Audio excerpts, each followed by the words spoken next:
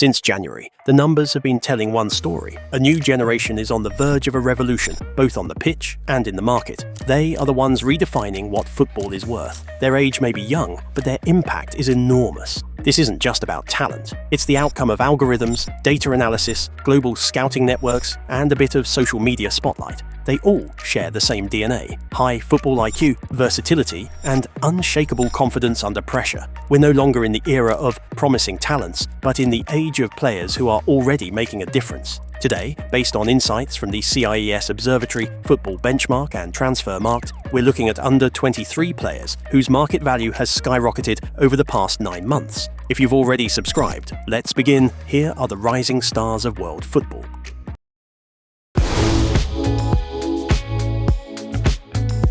Pure athleticism from his mother's equatorial Guinean roots, defiant energy, and fearless Moroccan courage inherited from his father. And on top of all that, the teachings of La Masia: discipline, technical mastery, and collective intelligence. The result is something beyond valuation. The football world learned the name Lamine Yamal so early that it still feels surreal he's only 18. He has already played over 100 matches for Barcelona and won the European Championship with Spain. During Euro 2024, while still 16, Yamal took his secondary school exams inside Spain's training camp in Germany. The Spanish Football Federation replicated the national procedures abroad to create a special exam setting: mornings spent at the desk, evenings under the floodlights of Europe. Winner of both the 2024 Golden Boy and Copa Trophy awards, Yamal finished second in this year's Ballon d'Or voting, though many believe he truly deserved to win it. Last season, across 55 appearances, he delivered 18 goals and 21 assists, topping not just La Liga, but all 5 major European leagues in dribbles and goal-creating actions. Given his age, current form, and boundless potential, he extended his contract until 2031, and with that, according to CIES, surpassed 400 million euros in market value, becoming the most valuable footballer in history. As Xavi once said, he's one of the chosen ones, a player who will define an era.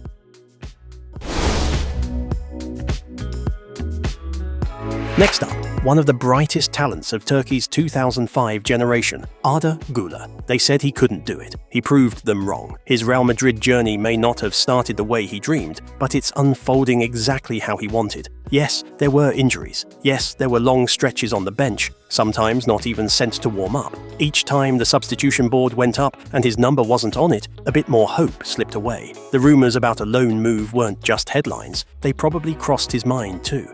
But when Xabi Alonso arrived, Arda's fate in Madrid began to change. When Arda plays with confidence, when his mind is clear, he becomes a completely different player. Every touch of the ball makes him grow. And that confidence blooms most when he's trusted unconditionally. Alonso's faith alone has transformed him more than any tactical tweak could. Since Alonso took charge, Arda has been left out of the starting 11 only twice. In the remaining 14 matches, he started them all, and that consistency has revived both him and Madrid's somewhat stagnant attack. It's almost poetic. The chemistry Kylian Mbappé, Vinicius Jr. or Rodrigo couldn't quite find over a full season, Arda seems to have unlocked within weeks. As a midfielder by trade, his creative instincts make life easier for Kylian, linking play, building rhythm, and opening space. Since the Club World Cup, he's delivered 4 goals and 6 assists, becoming the top creator of key passes across Europe's top 5 leagues. And he's doing it all with a 90% pass accuracy, valuing every touch, every decision.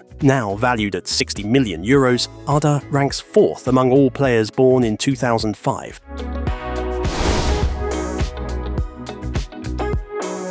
Born in London in 2001, Michael Olise may have grown up entirely within English football, but he's always been one to walk his own path. Both on and off the pitch, his persona, much like his career choices, stands apart from the ordinary. After spells in the academies of Arsenal, Chelsea and Manchester City, Olise could easily start for any of those clubs today. Yet none of them became his home. Instead, he blossomed at Reading, exploded at Crystal Palace, and, without ever passing through a Big Six club, secured a move to Bayern Munich last summer. When he scored a last-minute free kick against Manchester United and simply turned away without celebration, it became one of those unintentional moments that fueled his growing mystique. Calm, cold, effortless, exactly the kind of energy the new generation loves. And when asked for post-match comments after scoring against West Ham, his brief one-word replies brought a smile to everyone watching. Just talk us through it.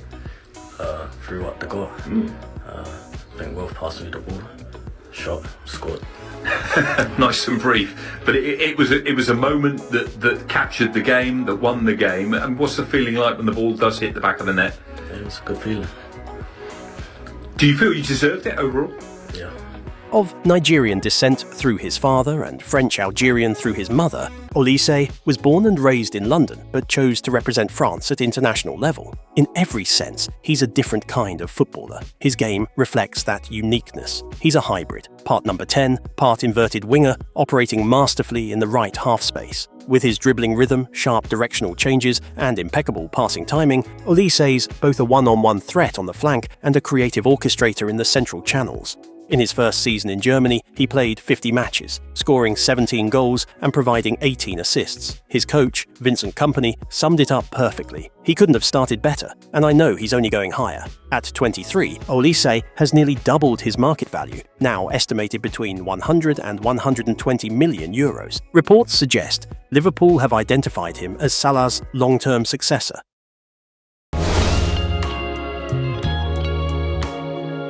Kenan Yıldız, another leading name from Turkey's 2005 generation, continues to turn heads with his performances at Juventus. Since breaking into the starting 11 last season, the national team forward has notably elevated his scoring output, especially after Igor Tudor took charge of the Italian giants. There's still plenty for Kenan to refine in his game, but among those, the most crucial was enhancing his goal-scoring instinct, and he's made remarkable progress in that area. Under Thiago Motta's 4-2-3-1, we often saw him in his comfort zone on the left flank. In Tudor's 3-4-2-1, however, Yıldız now plays closer to goal, occasionally drifting wide, but operating mainly in more central and dangerous zones. His touches inside the penalty area have risen from an average of 2.9 per match last season to 3.3 this year. That evolution translated directly into output. Since the FIFA Club World Cup, he's recorded 5 goals and 5 assists in 12 official games, 10 direct goal contributions. More importantly, we now see a Kenan who keeps his head up, shares the ball more willingly, and has made big strides in key passes and expected assists metrics.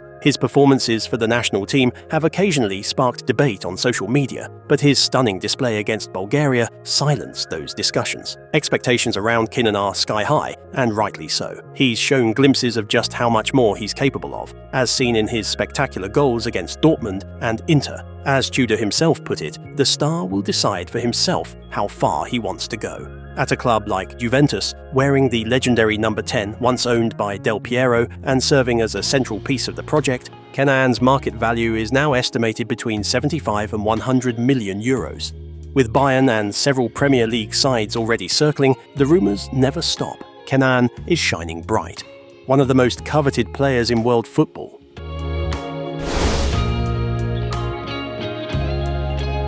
Pedro González Lopez, better known as Pedri, first burst onto the scene in the 2020-21 season with Barcelona. That year, including the European Championship and the Olympic Games, he played an astonishing 73 official matches, showcasing durability rarely seen in modern football. His potential seemed limitless, but in the seasons that followed, injuries began to haunt him. Most recently, during Euro 2024, a tournament Spain went on to win, he was forced off in the 8th minute of the quarter-final against Germany due to injury. The good news, Pedri hasn't been sidelined since, and more importantly, his development seems completely unaffected by those setbacks. Pedri represents a rare blend of elegance and intelligence in the modern midfield. Every time the ball touches his feet, he becomes the metronome of the game, scanning the pitch, constantly in motion, adjusting tempo and direction with a single touch. In tight spaces, he's poetry in motion, composed, perceptive, and surgical. Paul Scholes once described him as a mix of Xavi and Iniesta. His calmness and football intelligence are mesmerizing.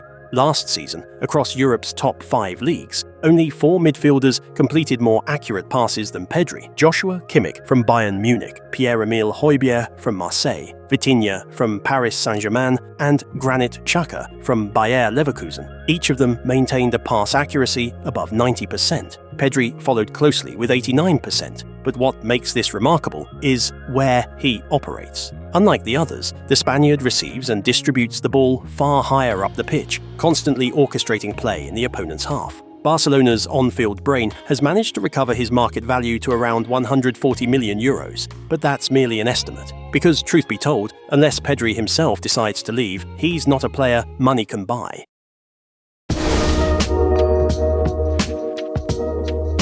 One of the key figures making Barcelona's breathtaking attacking football possible is undoubtedly Pau Cubarsi. He may not receive the same spotlight as Pedri or Yamal, perhaps because he's a defender, but at a club like Barcelona, a centre-back's responsibilities in possession often outweigh their duties in defence. In fact, last season, Cubarsi ranked third in La Liga for most touches on the ball, behind only his teammate Pedri and Girona's Daily Blind. He began his journey in Girona's youth system and joined La Masia at the age of 11. Physically, Cubarsi doesn't strike fear, standing just over 180 centimeters and weighing around 78 kilos, but La Masia has always valued players who may lack physical dominance, yet shine through technical brilliance. That philosophy stems directly from Johan Cruyff's vision and unorthodox perspective on football. Cubarsi's idol is Barcelona legend Carles Puyol, another undersized centre-back who led through sheer willpower. For Pau, Puyol represents the embodiment of courage. While his leadership ambitions echo Puyol's, his playing style is closer to that of Gerard Piqué, calm under pressure and exceptional at carrying the ball forward.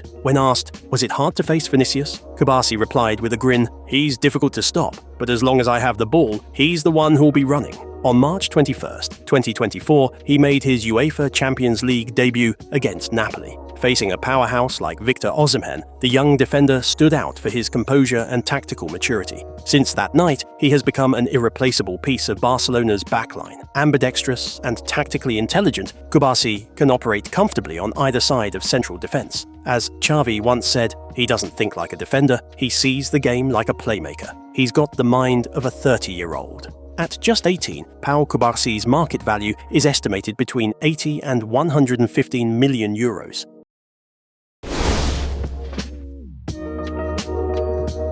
Sustainable success isn't just about smart transfers. You can't build greatness solely by buying from outside. You must produce and nurture your squad with homegrown talent. This season, Arsenal look closer than ever to reclaiming the Premier League title. And part of that balance comes from feeding the first team with two remarkable academy graduates. Following in the footsteps of Bukayo Saka, born in 2007 to Nigerian parents, Ethan Nwaneri seized his opportunity brilliantly last season during Saka's long injury spell and became a full member of the senior squad. When he made his Premier League debut away to Brentford in September 2022 at 15 years and 181 days old, he became the youngest player ever to appear in the competition. Since then, Mikel Arteta and the club have placed him under careful protection, shielding him from media pressure and tightly controlling his social media exposure. Although he has trained regularly with the first team, his playing time has been increased gradually. This summer, he was also part of England's under-21 squad that won the European Championship.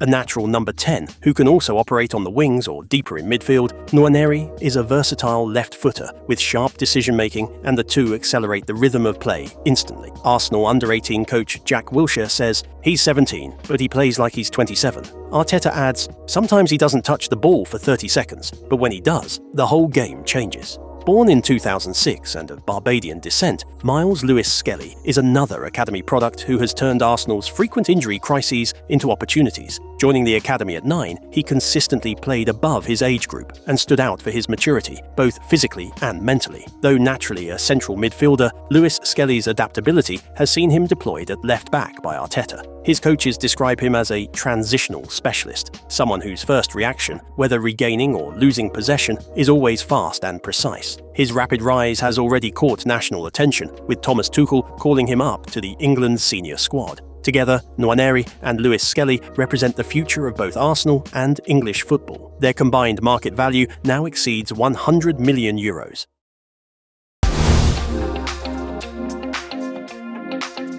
We continue with two Spanish names driving the rise of Serie A's newest sensation, Komo's very own Nico Paz and Jesus Rodriguez. For those wondering, where did Komo even come from? Here's the short version. Most fans only heard of the club after their Serie A promotion, but Komo is far from new. Founded in 1907, the club carries more than a century of history. In 1929, while competing in Italy's 4th division, they were purchased by Indonesia-based Jarum Group. Since then, consistent investment has fueled a meteoric rise, 4 promotions in 6 years, culminating in their top-flight return in the summer of 2024. One of the key investors, Cesc Fabregas, who arrived first as a player, then became a shareholder, assistant coach, and finally the manager. Joining Fabregas's project last year, Nico Paz, a Spanish-born Argentine, has been a revelation. A left-footed attacking midfielder raised in Real Madrid's academy, he joined Komo for €6 million. Madrid are keeping close tabs and have retained a buyback clause which might soon come into play. After all, Paz delivered 9 goals and 11 assists in 42 matches, leading Serie A in successful dribbles last season. Having chosen to represent Argentina internationally, he's already made 4 senior appearances since October.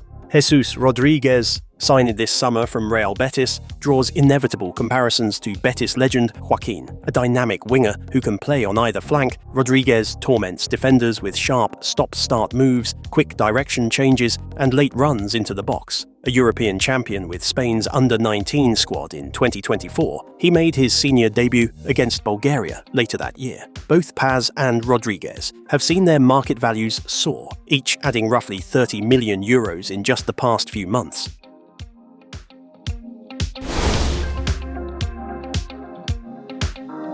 The most expensive footballer in Premier League history, Alexander Isak's market explosion is, of course, closely tied to his €150 million move to Liverpool, but the expectation surrounding him has always been immense. At 18, he left AIK for Borussia Dortmund's academy, hailed as the next Zlatan Ibrahimovic. Tall, elegant, technically gifted, his early nickname said it all, Svart, the Black Zlatan. Yet his time in Germany never truly took off. He made just 13 appearances before joining Real Sociedad in 1929. In Spain, Isak found his rhythm. Despite his heights, his acceleration and direct dribbling made him a rare breed, a striker who could glide past defenders with ease. Over 3 seasons at Real Sociedad, he may not have posted astronomical goal numbers, but it was clear he possessed the raw attributes of a modern number 9. When Newcastle United signed him for €77 million in the summer of 2022, he was still viewed as an unfinished gem. 3 seasons later, that gem has become a polished finisher.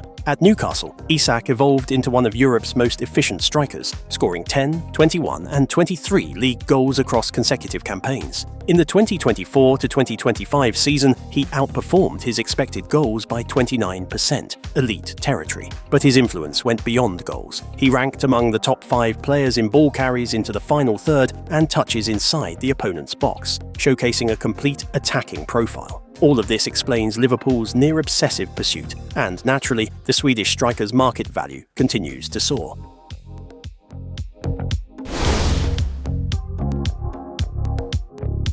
Just like the earlier example of Nico Paz, Alvaro Fernandez Carreras is another player who has come full circle, finding his way back to Madrid. Born in 2003, the left-back joined Real Madrid's academy in 2017 before moving to Manchester United 3 years later. Had United shown a bit more patience, perhaps he'd still be wearing red today, but the club's long-standing struggles with management and squad balance meant opportunities were scarce. Stuck behind Luke Shaw and Alex Telles in the pecking order, Carreras had no choice but to seek minutes elsewhere. Loan spells followed, first at Preston North End, then Granada, and finally Benfica. It was in Portugal that his career truly took off. After a strong season in 2023 to 2024, Benfica exercised their purchase option, and Carreras began featuring regularly in the Champions League, the stage where he finally exploded into form. Standing at 1.86 m, Carreras offers an ideal balance between defense and attack, a blend of English physicality and Spanish technique.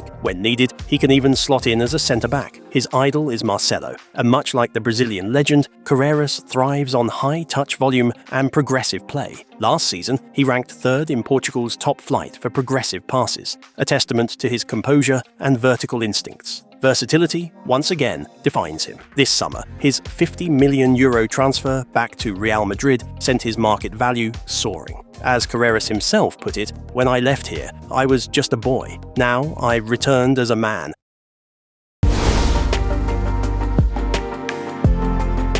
A familiar name for football manager enthusiasts, Franco Mastantuono has been on everyone's radar for a while now. His early emergence at River Plate made it inevitable that Europe's biggest clubs would come calling. After helping Argentina's under-17 team finish 3rd at the 2023 World Cup, his international reputation soared. Everyone knew he would move the moment he turned 18. But Real Madrid didn't wait. They sealed the deal early for €45 million.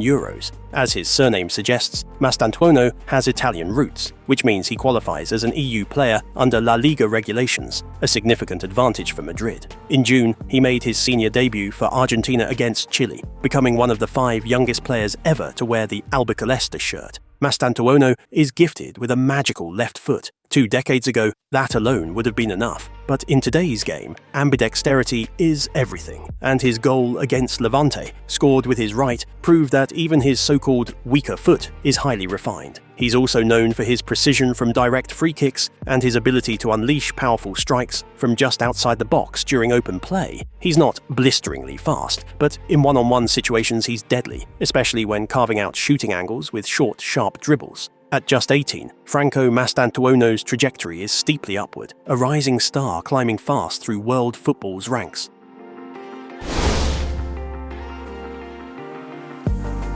Born in Tashkent in 2004, Abdukodir Khusanov is the definition of a player who came out of nowhere, one of football's most unexpected breakthroughs in recent years. A product of Bunyodkor's academy, he moved to Belarusian side Energetic BGU in 2022. Just a year later, French club Lens signed him for a mere €100,000. Even at Lens, he didn't have a full season under his belt. It wasn't until the first half of the 24-25 campaign that he began to establish himself as a starter, only for Manchester City to swoop in during the winter window, paying €40 million for his signature. With that move, Khusanov became the first Uzbek player in Premier League history. What sets Khusanov apart is his intelligence, composure, and exceptional pace for a centre-back. In some matches, his sprint speed has been clocked at 37 km per hour, extraordinary for a defender. Thanks to that speed, he's also capable of playing at right back. Rumour has it that City even shelved their plans to sign a new right back after Walker's departure because of him.